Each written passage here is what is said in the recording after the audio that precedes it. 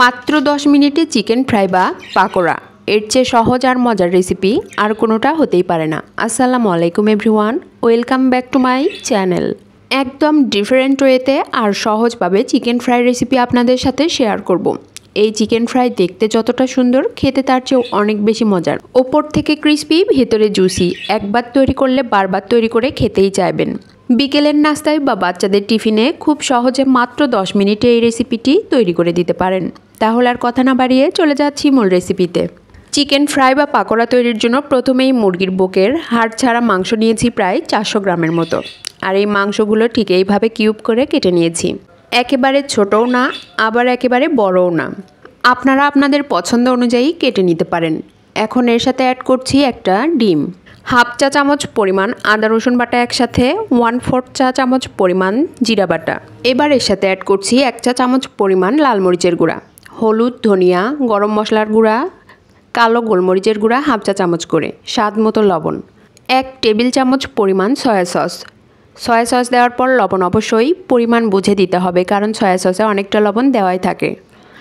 1 চা চামচ পরিমাণ লেবুর রস, 1 চা চামচ পরিমাণ টমেটো সস। সব কিছু দেওয়া হয়ে গেলে একটা চামচের সাহায্যে ভালোভাবে নেড়েচেড়ে মিশিয়ে নিচ্ছি। মেশানোর এই কাজটি হাত দিয়েও করতে পারেন। সব কিছু ভালোভাবে মেশাতে হবে যেন মাংসের ভেতরে লবণ ঝাল খুব ভালোভাবে প্রবেশ করে। সব কিছু ভালোভাবে মেশানো হয়ে গেছে। এখন একটা ঢাকনা দিয়ে ঢেকে সাইডে রেখে দিচ্ছি। এবার চলে যাচ্ছি পরবর্তী প্রিপারেশনে। অপর একটি মিক্সিং বলে নিচ্ছি 1 কাপ পরিমাণ আটা। আপনারা চাইলে আটার পরিবর্তে ময়দাও ব্যবহার করতে পারেন। হাফ চা চামচ পরিমাণ আদা রসুন বাটা, একসাথে 1/4 চা চামচ পরিমাণ জিরা বাটা, 1 চা চামচ পরিমাণ লাল মরিচের গুঁড়া, স্বাদ মতো লবণ, হাফ চা চামচ পরিমাণ কালো গোলমরিচের গুঁড়া। সব শেষে অ্যাড করছি হাফ কাপ পরিমাণ কর্নফ্লাওয়ার। কর্নফ্লাওয়ার অবশ্যই অ্যাড করতে হবে, তাহলে নাস্তাগুলো অনেক বেশি ক্রিস্পি হবে। কর্নফ্লাওয়ার অ্যাড করার পর সবগুলো হাত দিয়ে ডলে ডলে ভালোভাবে মিশিয়ে নিচ্ছি। মেশানো হয়ে গেলে এর সাথে অল্প অল্প করে নর্মাল তাপমাত্রার পানি অ্যাড করে হাত দিয়ে ডলে ডলে ভালোভাবে মিশিয়ে ক্রাম্বস তৈরি করে নিচ্ছি। আমি কিভাবে কাজটি করছি একটু খেয়াল করলেই বুঝতে পারবেন। পানি কোনোভাবেই একবারে অ্যাড করা যাবে না, তাহলে আটার মধ্যে এরকম লেয়ারের সৃষ্টি হবে না। অল্প অল্প করে পানি অ্যাড করে এই কাজটি করতে হবে। চিকেন ফ্রাই তৈরি করার পর যেই তেল অবশিষ্ট থাকে সেই তেলটা কিন্তু একেবারেই নষ্ট হয়ে যায়, কোনো কাজেই আসে না। কিন্তু এইভাবে তৈরি করলে যেই তেল অবশিষ্ট থাকবে সেটা অন্য যে কোনো কাজে ব্যবহার করতে পারবেন, তেল একেবারেই নষ্ট হবে না। আটাতে সুন্দরভাবে ক্রাম্বস তৈরি হয়ে গেছে। এখন এগুলো একটা চালনির সাহায্যে চেলে অবশিষ্ট আটা বের করে নিচ্ছি। চেলে নেওয়া হয়ে গেছে, এখন এগুলো একটা সাইডে রেখে দিচ্ছি। আর যে আটা বের হয়েছে এর সাথে সামান্য পানি মিশিয়ে নিচ্ছি। একেবারে অল্প পরিমাণে পানি অ্যাড করে চামচের সাহায্যে ভালোভাবে মিশিয়ে নিচ্ছি। মেশানো হয়ে গেছে, এখন এগুলো একটা সাইডে রেখে দিচ্ছি।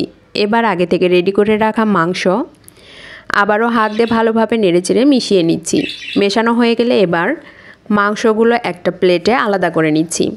আলাদা করার পর যেই পানি বেরিয়েছে এই পানির সাথে আটার এই মিশ্রণ অ্যাড করে দিচ্ছি। অ্যাড করা হয়ে গেলে একটা চামচের সাহায্যে খুব ভালোভাবে মিশিয়ে পারফেক্ট ব্যাটার তৈরি করে নিচ্ছি। দেখুন, ঠিক এরকম ঘনত্বের ব্যাটার তৈরি করে নিয়েছি। এবার আগে থেকে আলাদা করে রাখা মাংসের একটা পিস এর মধ্যে দিয়ে খুব ভালোভাবে কোট করে নিচ্ছি। এরপর আটার যেই ক্রাম্ব তৈরি করে নিয়েছি তার মধ্যে দিয়ে ভালোভাবে কোট করে নিচ্ছি। আমি কিভাবে কাজটি করছি একটু খেয়াল করলেই বুঝতে পারবেন। মাংসের উপরে এগুলো দিয়ে আলতোভাবে হাত দিয়ে চেপে চেপে তৈরি করে নিচ্ছি। বেশি চেপে করা যাবে না, তাহলে কিন্তু লেয়ারগুলো নষ্ট হয়ে যাবে। অবশ্যই হাতের সাহায্যে আলতোভাবে এই কাজগুলো করতে হবে। আপনাদের বোঝার সুবিধার্থে আরও একটা তৈরি করে দেখিয়ে দিচ্ছি। ইউনিক এই চিকেন ফ্রাইগুলো তৈরি করার পর খেতে এত বেশি মজার হয়, একবার তৈরি না করলে মিস করবেন। আমার রেসিপির কোথাও যদি আপনাদের একটুও ভালো লেগে থাকে অবশ্যই লাইক, শেয়ার, কমেন্টস করবেন। ইউটিউব চ্যানেল থেকে দেখলে চ্যানেলটি সাবস্ক্রাইব করবেন, আর ফেসবুক পেজ থেকে দেখলে পেজটিতে একটা লাইক অথবা ফলো দিয়ে দিবেন। কথা বলতে বলতেই তৈরি করা হয়ে গেল। এখন এগুলো ভাজার জন্য পর্যাপ্ত পরিমাণ তেল দিয়ে চুলায় একটি প্যান বসিয়েছি। প্যানে তেল গরম হয়ে গেছে, একটা একটা করে নাস্তা গরম তেলে ছেড়ে দিচ্ছি। এই পর্যায়ে চুলার হিট রয়েছে মিডিয়ামে। নাস্তার এক পাশ হয়ে আসলে উল্টে আরেক পাশ ভেজে নিচ্ছি। চুলার হিট একেবারে হাই রেখে নাস্তাগুলো ভাজা যাবে না, তাহলে উপর থেকে দ্রুত কালার চলে আসবে, পুড়ে যাবে। বারবার নেড়েচেড়ে উল্টে পাল্টে সময় নিয়ে নাস্তাগুলো ভাজতে হবে সুন্দর কালার আসা পর্যন্ত। কথা বলতে বলতে দেখুন নাস্তার সুন্দর কালার চলে আসছে, ভাজা হয়ে গেছে। এবার একটা স্ট্রেনারের সাহায্যে নাস্তাগুলো তুলে নিচ্ছি। নাস্তাগুলো ভাজার পরে প্যানে তেল দেখে নিশ্চয়ই বুঝতে পাচ্ছেন তেলগুলো কিন্তু একটুও নষ্ট হয়নি। এই তেল অন্য যে কোনো কাজে খুব সহজেই ব্যবহার করা যাবে। এবার নাস্তাগুলো সার্ভ করে দেখিয়ে দিচ্ছি কতটা মজার হয়েছে। নাস্তার শব্দ শুনে নিশ্চয়ই বুঝতে পাচ্ছেন কতটা ক্রিস্পি হয়েছে। একটা ভেঙে দেখিয়ে দিচ্ছি, ওপরে কতটা ক্রিস্পি আর ভেতরে কতটা জুসি সেটা আপনারা দেখেই বুঝে নেবেন। আশা করি আমার রেসিপি আপনাদের সকলেরই অনেক ভালো লেগেছে। এতক্ষণ আমার সাথে থাকার জন্য সবাইকে অনেক অনেক ধন্যবাদ। আসসালামু আলাইকুম, আল্লাহ হাফেজ।